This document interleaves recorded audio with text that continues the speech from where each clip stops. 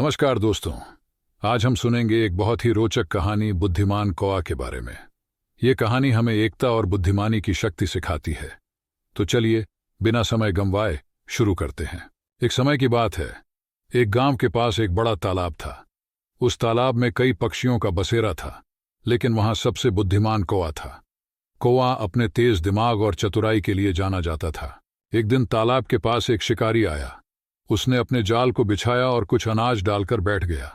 उसकी योजना थी कि जैसे ही पक्षी अनाज खाने आएंगे वह उन्हें पकड़ लेगा।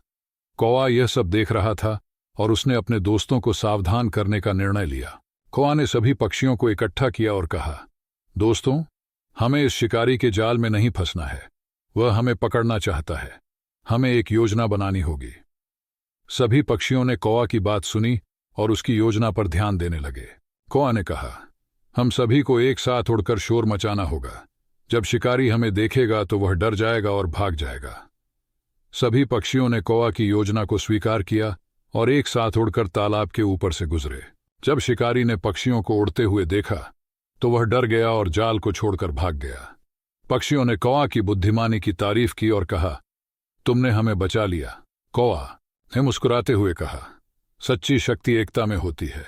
जब हम एकजुट होकर काम करते हैं तो कोई भी हमें नुकसान नहीं पहुंचा सकता। तो दोस्तों, इस कहानी से हमें यह सीखने को मिला कि एकता में ही शक्ति है। जब हम मिलकर किसी समस्या का सामना करते हैं तो हम मुश्किलों को आसानी से पार कर सकते हैं।